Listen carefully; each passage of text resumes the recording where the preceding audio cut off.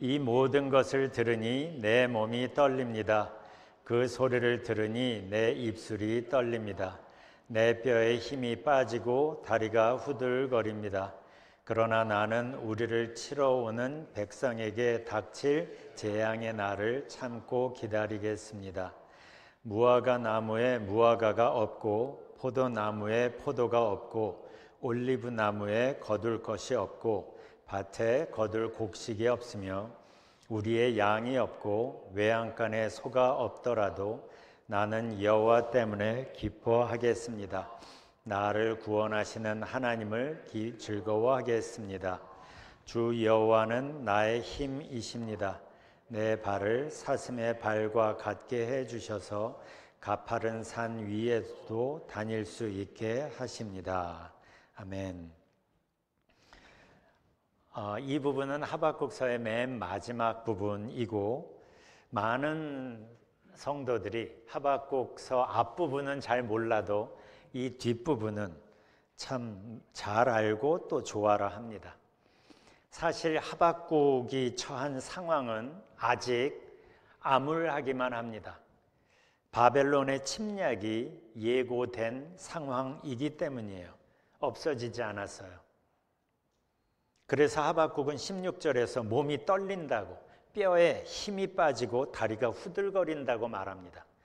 그런데 18절에서는 그런데도 기뻐하겠다고 합니다. 어떻게 그럴 수 있을까? 그럴 만한 이유가 있는 거예요. 혼자가 아니기 때문입니다. 하나님께서 함께 하신다는 걸 알았기 때문이에요. 그리고 그분이 어떤 분이신지도 알기 때문입니다. 그래서 말하는 게 18절입니다. 나는 여호와 때문에 즐거워하겠습니다. 나를 구원하시는 하나님을 즐거워하겠습니다. 상황은 그렇지 못하지만 그런 상황에서도 하나님 때문에 즐거워하겠다고. 나를 구원하시는 하나님을, 아직 그 구원의 손길이 보여지지 않는 상황인데도 나를 구원하시는 하나님을 즐거워하겠다고 얘기합니다. 우리가 전에 보았지만 하박국은 3장에 들어오면서 1장에서의 기도와는 다른 기도를 하고 하나님이 어떠한 분이신지에 집중하죠. 하나님께서 당신의 백성을 어떻게 지금까지 인도해 오셨는지를 떠올리고 또 악한 사람들을 어떻게 하셨는지도 살피면서 이런 과정 중에서 하나님께 집중하면서 더 분명해지는 게 있었는데 두 가지예요. 하나님의 전능하심과 하나님의 사랑. 이게 확실해지니까 그는 바벨론 침략을 앞둔 상황에서도 다리가 떨리고 후들거리고 몸이 떨리는 그런 상황에서도 믿음을 사용해서 하나님께 집중하기 시작합니다. 왜냐하면 그 앞에 2장 4절에서 의인은 그의 믿음으로 말미암아 살리라고 말씀하셨기 때문이죠. 그래서 그는 믿음을 사용합니다. 믿음으로 말미암아 살리라 했으니까 믿음을 사용합니다. 믿음을 액티베이트 시켜서 지금 함께 하시는 하나님께 집중을 하는데, 집중을 하고 나니까 그 결과가 16절 마지막 부분인 거예요. 나는 참고 기다리겠습니다. Yet I will wait patiently. 염려하는 것보다 하나님께서 앞으로 만드실 변화를, 아직 그 변화가 보이지는 않지만 그 변화를 기다리겠다는 거예요. 나는 참고 기다리겠습니다. 사실 아주 걱정되는 상황에서 기다린다는 것처럼 어려운 게 없습니다. 아주 어렵습니다. 하지만 하박국은 믿음을 사용해서 하나님께 집중하기 시작하니까 하나님의 영향력이, 하나님께 집중하면서 알게 된 하나님의 전능하심과 사랑이 그의 마음속에 채워졌고 바로 그의 마음을, 몸을 붙들어주는 힘이 된 거예요. 이게 하나님에 대해서 아는 것과 하나님을 믿는 것에 어마어마한 차이입니다.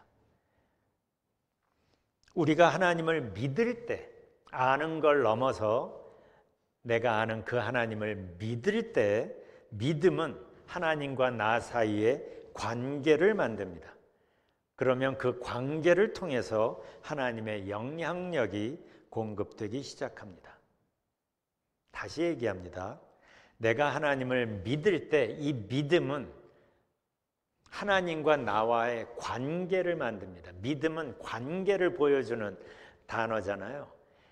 하나님과 나 사이의 관계를 만들면 그 만들어진 관계를 통해서 하나님의 영향력이 공급되기 시작하는 거예요. 그래서 믿음이 중요한 겁니다. 믿음은 관계를 만들고 그 관계를 통해서 하나님의 선하심이, 하나님의 능력이, 평화가, 영향력이 나에게 공급되어지기 때문이에요. 그러면 어떻게 되나? 그걸 보여주는 게 18절이에요. 나는 여호와 때문에 기뻐하겠습니다. 사실 아까도 얘기했지만 하박국의 상황은 달라지지 않았습니다. 그래서 그는 앞으로의 상황을 이렇게 예상합니다. 그게 17절이에요. 무화과 나무에 무화과가 없고 포도나무에 포도가 없고 올리브 나무에 거둘 것이 없고, 이게 농사가 잘 안 된 게 아니라 적군이 와서 다 따간 거예요. 다 따간 겁니다. 밭에 거둘 곡식을 다 뺏어간 거예요. 우리의 양 다 뺏어간 거예요. 외양간의 소 다 뺏겨버린 거예요. 그런 상황일지라도 라는 얘기예요. 지금 삶의 어느 한 부분이 잘못된 걸 지금 말하는 게 아닙니다. 그들이 앞으로 겪어야 할 상황은 한마디로 총체적 난국이에요. 삶을 위한 극히 기본적인 요소들조차 다 빼앗겨버리는 상황. 상상해 보세요. 내가 그런 상황으로 몰린다면 어떻겠어요? 상상하기도 싫죠. 그런데 감사한 것은 하박국은 그 상황을 혼자 대면하지 않는다는 사실이에요. 이걸 하박국이 알게 된 겁니다. 그런 상황이 바뀌지는 않지만, 그러나 그 상황을 내가 혼자 대면하지는 않는다는 것을 알았던 거예요. 문제보다 크신 하나님이 나와 한편이 될 때, 그러면 그 상황은 바뀌지 않는다고 할지라도 그 상황을 바라보는 나의 시각을 바꿉니다. 그게 18절이에요. 나는 여호와 때문에 그런 상황에서도 기뻐하겠습니다. 기뻐하겠습니다. 나를 구원하시는 하나님을 즐거워하겠습니다. 이게 하나님께서 예언서에서 심판을 미리 말씀하시는 이유입니다. 심판을 먼저 선포하십니다. 가장 좋은 반응은 그 두려운 심판 때문에라도 그 예언을 듣고 하나님께 돌아와 심판을 피하는 겁니다. 요나서가 그걸 보여주지요. 니느웨에 심판이 명해졌습니다. 그렇지만 그들이 회개했습니다. 그러니까 하나님이 그 심판을 안 했죠. 예. 그래서 우리의 회개가 이미 예언된, 선포된 심판도 거두는구나라는 걸 우리는 요나서에서 봅니다. 그리고 하나님도 그걸 원하시는 거죠. 그런데 혹시 하나님께 돌아와 회개할 그 기회를 놓쳐버린다면, 그래서 그 심판을 피할 수 없게 된다면, 그런 상황에서라도 하나님의 은혜는 여전히 열려 있는데 그걸 보여주는 게 하박국서예요. 하박국서에서는 바벨론의 침략이 취소되지 않습니다. 그런데 하나님께 눈을 열면 그 어마어마한 어려움을 혼자 겪지 않게 되는 거예요.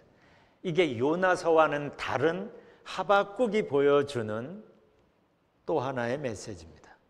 사망의 음침한 골짜기 한가운데를 걷는다고 할지라도 거기에서 믿음을 사용하여 하나님을 찾으라는 거예요.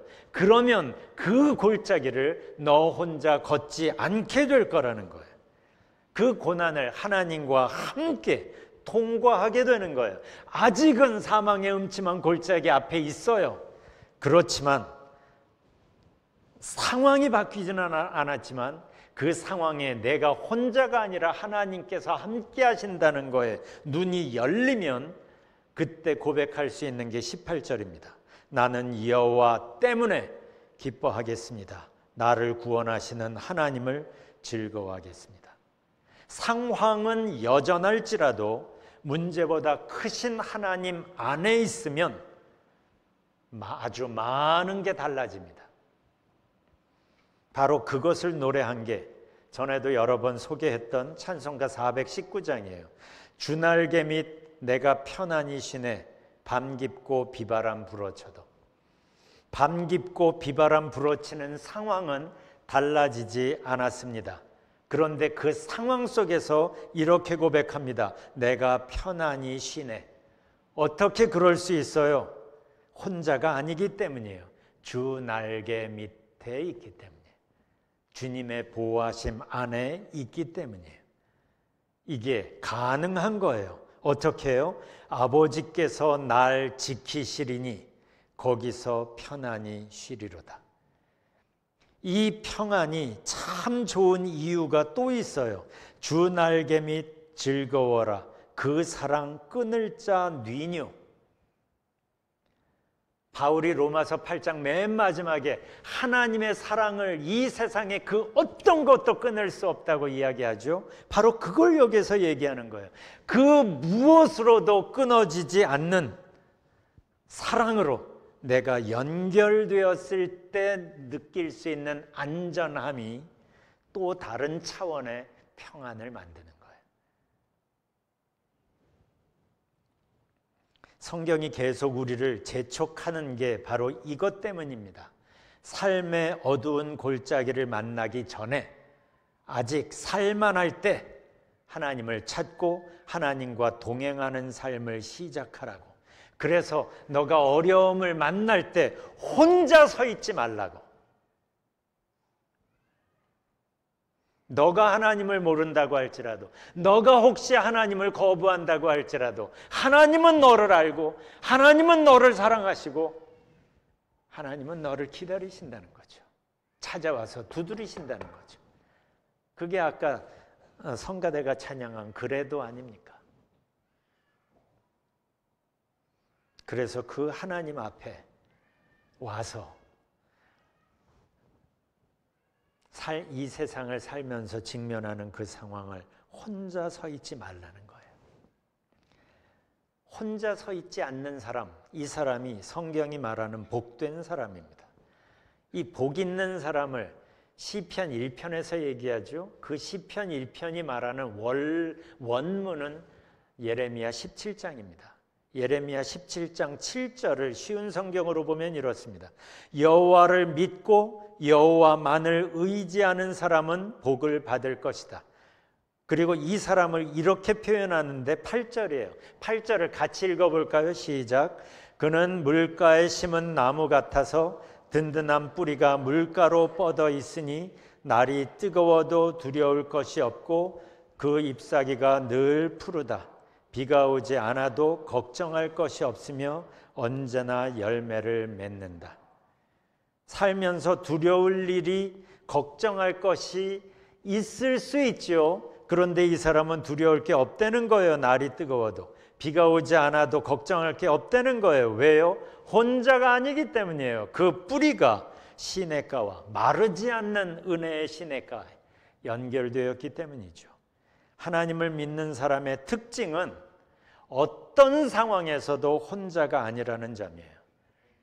그래서 우리가 잘 아는 시편 23편 4절에서 다윗이 이렇게 말하죠. 내가 사망의 음침한 골짜기로 다닐지라도, 살다 보면 그런 상황을 만날 때가 있죠. 그런데 해를 두려워하지 않는답니다. 왜요? 주께서 나와 함께 하심이라. 이게 하나님을 믿는 사람들의 특징이고 공통점인 거예요. 살다 보면 정말 죽을 것 같은 상황을 만나잖아요. 그런데 하나님을 믿으면 그런 상황이 없어지는 게 아니라 그 상황을 이길 수 있는, 극복할 수 있는. 그래서 보통 말하죠. 그 나무의 아름다운 그 결이 어떤 흉터가 그렇게 만든다고. 아무 어려움 없이 밋밋한 인생이 아니라 이런저런 여러 상황들을 만났지만 그러나 그 상황 속에서 하나님을 찾고 그래서 그 상황 때문에 하나님의 더 놀라운 은혜를 경험하고 그래서 하나님과 함께 살아가면 더 화려하고 멋지고 간증거리가 많은 인생이 되는 거예요. 그래서 다윗이 말하는 겁니다. 내가 사망의 음침한 골짜기로 다닐지라도 해를 두려워하지 않는다는 거예요. 걱정하지 않는다는 거예요. 혼자가 아니기 때문이죠. 주께서 나와 함께 하심이라. 바로 이 내용을 하박국이 고백하는 거예요. 나는 여호와 때문에 즐거워 기뻐하겠습니다. 나를 구원하시는 하나님을 즐거워하겠습니다. 사실 우리도 이 하나님을 알죠. 그런데 이 하나님을 그냥 아는 정도에 있는 사람이 있고 그 하나님을 믿으면서 그 하나님 안에서 이 즐거움을 누리며 사는 사람이 또 있는 거예요. 이 하나님을 믿고 이 하나님 안에서 이 다윗이 말하는, 이 하박국이 말하는 이 즐거움을 누리며 살려면 어떻게 해야 되나? 바로 그걸 하나님이 2장 4절에서 알려주셨는데 의인은 그의 믿음으로 말미암아 살리라. 믿음으로 말미암아 살리라. 왜 그렇게 말씀하셨을까요? 하나님과 함께 살아가는 새로운 방식의 삶을 선택하고 살아가기 위해서는 이 가보지 않은 길을 향하여 발을 내딛는 용기가 필요하기 때문입니다. 그래서 이 하나님을 알고 이 하나님의 약속도 아는데 그냥 알기만 하고 발걸음을 내딛지는 못하고 거기에 그 앞에서 주저하는 사람들이 생각보다 굉장히 많아요. 알기만 하고 누리지 못하는 사람들, 하나님의 사랑을 알기만 하고 삶 속에서 맛보지 못하는 사람들이 많은 거예요. 그래서 나비가 될 수 있는 모든 가능성을 갖고 있는 애벌레라고 할지라도 고치의 과정을 선택하고 그 과정을 겪은 애벌레만 나비라는 전혀 다른, 전혀 새로운 삶을 경험할 수 있는 거죠. 애벌레로 살다가 늙은 애벌레로 죽어가는 인생이 있는 반면에 애벌레에서 고치를 겪고 나비의 인생을 경험하는 또 인생이 있는 거죠. 여러분은 어떻습니까? 그리스도 안에서 성경이 약속하는 그 화려하고 놀랍고 아름다운 삶을 맛보며 살고 있습니까? 아니면 그냥 알고만 있습니까? 복음의 길을 여러분은 아는 사람입니까? 아니면 그 길을 걸으며 변화를 경험하며 사는 사람입니까? 생각해 보세요. 나는 복음을 아는 사람인가? 아니면 복음을 경험하며 사는 사람인가? 사실 1장에서의 하박국은 하나님을 그냥 아는 수준이었어요. 하나님의 예언자인데도 불구하고 하나님을 그냥 아는 정도의 수준이었어요. 그때 그는 하나님께 불만이 가득했습니다. 자기가 원하는 대로 하나님께서 움직이시지 않은 것 때문에 불합리하다고 생각했어요. 그랬던 그가 2장에서 말씀하시는 하나님 앞에 자기가 있다는 사실에 눈이 열리면서 이게 그냥 하나님의 말씀이 부여되는 게 아니라 말씀하시는 그 말씀 속에 하나님의 임재에 눈이 열리면서 그리고 3장에서 그 하나님의 권능과 하나님의 사랑에 눈이 뜨이게 되면서 이 하박국은 내면의 변화를 경험하게 됩니다. 그러면서 이 하박국은 그냥 하나님을 아는 사람이 아니라 믿음으로 하나님과 함께라는 새로운 방식의 삶을 살게 되는 거예요. 사실 그가 제기했던 질문에 원하는 대답을 얻은 것은 아니었지만, 그러나 그는 하나님과 함께라는 믿음의 삶의 눈이 뜨이면서 생각지도 못한 변화를 경험합니다. 세상이 알 수도 없고 줄 수도 없는 기쁨이 그의 내면을 채우기 시작한 거예요. 그래서 말한 게 18절인 거예요. 나는 여호와 때문에 기뻐하겠습니다. 나를 구원하시는 하나님을 즐거워하겠습니다. 여기서 말하는 이 기쁨과 평안과 즐거움은 단순한 감정과는 차원이 다릅니다. 하나님의 임재가 만드는 결과이고 하나님의 주관하심이 만드는 열매이기 때문이에요. 바울도 이 기쁨과 평안을 알았죠. 사도행전이 보여주는 바울의 삶은 결코 쉽지 않았습니다. 그는 복음을 전하면서 매를 맞을 때도 있었고 감옥에 갇힐 때도 여러 번이었어요. 그런데 그런 상황에서 그의 내면의 기쁨을 그런 상황이 잠재우지 못했죠. 그래서 감옥에 억울하게 오해를 받아서 감옥에 갇힌 상황에서도 거기에서 그는 찬송을 합니다. 그리고 빌립보서에 보면 감옥 밖에 있는 사람들에게 오히려 말하죠. 주님 안에서 항상 기뻐하십시오. 다시 말합니다. 기뻐하십시오. NIV로 보면 이래요. Rejoice in the Lord always. I will say it again. Rejoice. Rejoice in the Lord always. 어떻게 항상 기뻐할 수 있어요? 가끔 기뻐하는 건 돼요. 근데 어떻게 항상 기뻐할 수 있어요? 이게 가능해요? 그런데 이 기쁨이 하나님의 임재가 만드는 결과라면 이게 가능한 거예요. 왜냐하면 하나님은 우리를 떠나시지 않기 때문에. 이것은 감정 차원의 기쁨과는 아주 많이 다릅니다. 내가 하나님 안에 있다는 존재적 안정감이 만드는 기쁨과 평안이기 때문인 거예요. 그래서 바울은 빌립보 4장 7절에서 평안을 이렇게 표현합니다. 현대인의 성경으로 보면 도저히 상상도 할 수 없는 하나님의 놀라운 평안. 도저히 상상도 할 수 없는 하나님의 놀라운 평안.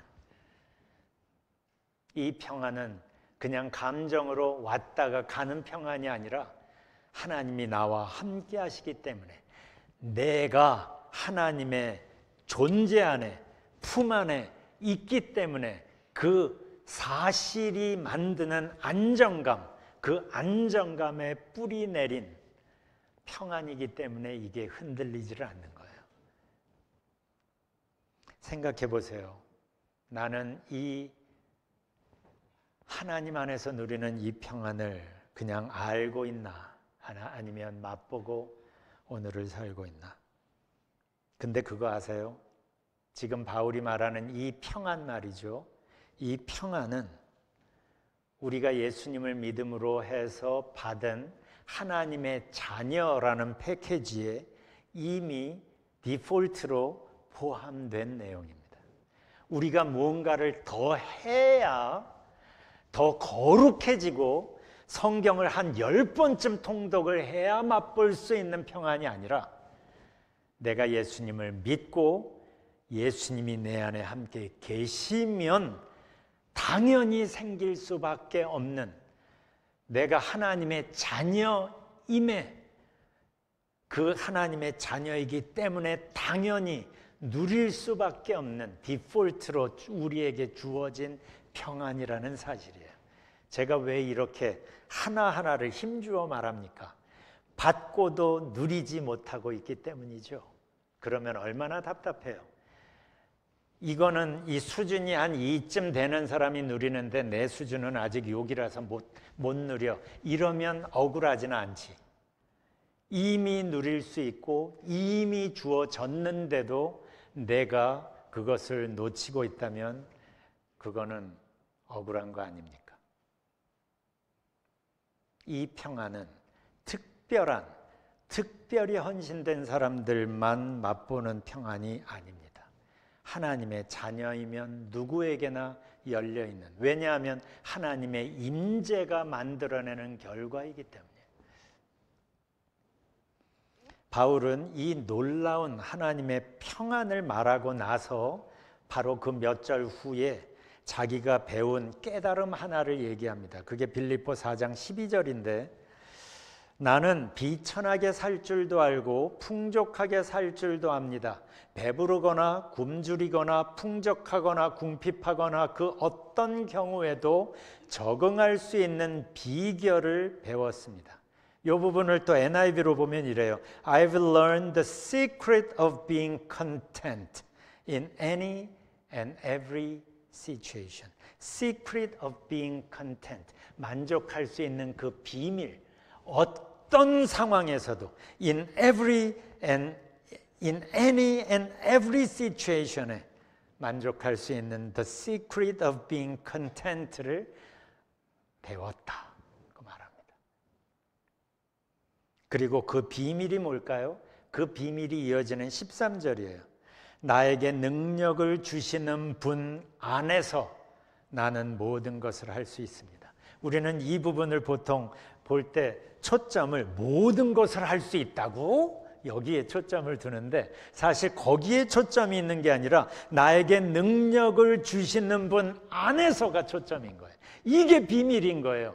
이 비밀을 바울이 알게 되고 깨닫게 되고 맛보게 되고 누리게 되니까 아까 얘기한 말로 형용할 수 없는 평안을 알게 된 거고 그러다 보니까 어떤 상황에서도 흔들리지 않는 평안을 얘기하고 있는 거예요. 그러니까 만족한 거예요. 상황 때문이 아니라 사람 때문이 아니라 하나님 때문에 만족한 사람은 어떤 상황에서도 해피할 수 있겠죠. 때때로 남편 때문에 힘든 사람들, 남편이 행복을 주는 건 한계가 있습니다. 아내 때문에 아내 마찬가지입니다. 그들은 우리가 하나님의 사랑을 받고 그 사랑을 가지고 사랑할 단계이지 나 좀 행복하게 좀 해봐 이런 게 아니에요. 그래서 하나님을 먼저 사랑하고 그 다음에 이웃을 사랑하라고 순서가 그렇게 맺혀져 있는 거예요. 그래서 하나님 앞에 온 마음으로 나아오십시오. 그래서 바울이 얘기한 것처럼 나에게 능력을 주시는 분 안에서 이 삶이 무엇인지에 초점을 두고 신앙생활을 하십시오. 그러면 삶이 어마어마하게 달라질 겁니다. 자, 성경이 이 얘기를 우리에게 알려주는 이유가 뭡니까? 바울을 이렇게 어떤 상황에서도 만족을 누리게 하신 그 놀라운 평안을 누리게 하신 바로 그분이 우리 아버지라는 거죠. 우리 하늘아버지라는 거예요. 그래서 지금 성경이 이 얘기를 자꾸 하는 거예요. 바울 얘기를 하는 게 아니라 바울을 그렇게 만드신 하나님이 지금 우리 옆에, 우리 안에 우리를 붙잡고 계시는 바로 그분이기 때문이죠. 그분이 지금 우리와 함께 하시고 그분이 지금 우리의 인생을 두드리고 계시기 때문이에요. 그리고 그분이 우리를 교회 안에서만 가끔 만나시는 게 아니라 삶의 모든 순간을 함께 하시기를 원하는 거예요. 바울이 로마서 5장 1절에서 이렇게 말합니다. 우리가 믿음으로 의롭다함을 받았으므로 우리는 우리 주 예수 그리스도로 말미암아 하나님과 함께하는 평강을 누리고 있습니다. 하나님과 함께하는 평강이 어떻게 가능해졌어요? 예수님 때문에 가능해진 거예요. 예수님을 믿음으로 의롭다함을 받았기 때문에 예수님으로 말미암아 우리가 누릴 수 있는 게 뭐예요? 하나님과 함께하는 평강입니다. 이게 우리의 신앙의 초점이에요. 예수님이 중요한 이유는 예수님의 십자가를 저기에다 걸어놓은 이유는 예수님의 십자가가 이만큼 처절했다는 걸 강조하는 게 아니라 그 십자가를 통하여 우리에게 가능해진 현실이 뭐예요? 하나님과 함께하는 평강이 예수님 때문에 가능해진 거예요. 죄인인데도 불구하고. 그러니까 신앙생활을 우리가 한다는 것은 순간순간의 매일매일의 삶을 하나님과 함께하는 평강으로 사는 거예요. 신앙생활의 핵심은 하나님을 위하여 대단한 헌신을 하는 게 아니라 일상을 하나님과 함께하는 겁니다. 그리고 하나님과 함께가 만들어내는 결과가 평강이고 기쁨인 거예요. 그래서 샤르댕의 이 말이 참 유명하죠. Joy is the infallible sign of the presence of God. Joy is the infallible sign of the presence of God. 기쁨은 하나님의 임재가 보여주는, 임재가 만들어내는 가장 확실한 흔적이라는 거죠. 기쁨이. 하나님의 임재의 결과가 기쁨인 거예요. 하박국은 이제 하나님과 동행하는 새로운 삶의 방식의 삶을 시작합니다. 이제 그는 하나님을 그냥 아는 사람이 더 이상 아닙니다. 그의 마음속에, 그의 삶의 중심에 하나님이 계시기 때문이죠. 그는 이 새로운 삶을 이렇게 표현합니다. 18절, 19절 같이 읽어보죠. 시작. 나는 여호와로 말미암아 즐거워하며 나의 구원의 하나님으로 말미암아 기뻐하리로다. 주 여호와는 나의 힘이시라. 이 말씀을 하나님께서 오늘 우리에게 하시면서 하나님께서 우리에게 이렇게 말씀하십니다. 내가 네 삶을 이렇게 만들어주고 싶어. 믿음을 사용하여 오늘 나랑 함께 걷지 않을래? 하나님의 또 다른 초대입니다. 저것은 하박국의 얘기고 하나님은 저 하박국 이야기를 우리에게 보여주면서 내가 하박국을 그 상황 속에서 이렇게 만들었거든. 내가 너의 상황 속에서 너를 이렇게 만들고 싶어. 여호와로 말미암아 즐거워하며 나의 구원의 하나님으로 말미암아 기뻐하리로다. 주 여호와는 나의 힘이시라라고 고백하는 그런 믿음의 신앙이도록 내가 너를 만들고 싶어. 그게 우리가 이 하박국서를 읽는 이유입니다. 옛날 무슨 일이 있었는지를 얘기하는 게 무슨 의미가 있어요? 그러나 이 하박국서를 통하여 하나님이 우리에게 이렇게 말씀하시기 때문에 하나님의 넥스트 타겟이 우리인 거예요. 성경은 우리를 향한 하나님의 마음을 아주 선명하게 여기저기에서 말씀하고 계시는데 그 중에 하나가 예레미야 29장 11절이죠. 아주 유명한 말씀이죠. 같이 읽어봅시다. 시작. 여호와의 말씀이니라. 너희를 향한 나의 생각을 내가 아나니 평안이요 재앙이 아니니라. 너희에게 미래와 희망을 주는 것이니라. 자, 이렇게 우리에게 말씀하시는 하나님 앞에 나와서 잠시 시간을 좀 갖겠습니다. 기도할 사람은 기도하고 이렇게 말씀하시는 하나님의 마음을 한번 생각해 보세요. 그리고 이 하나님 앞에 온 마음으로 반응해 보세요.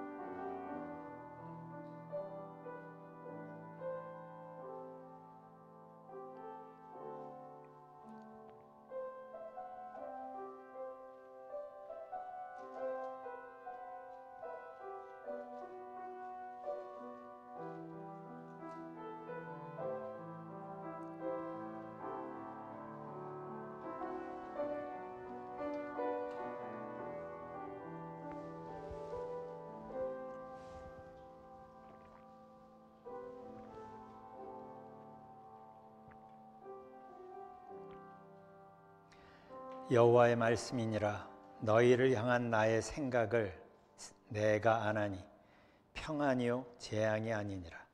너희에게 미래와 희망을 주는 것이니라.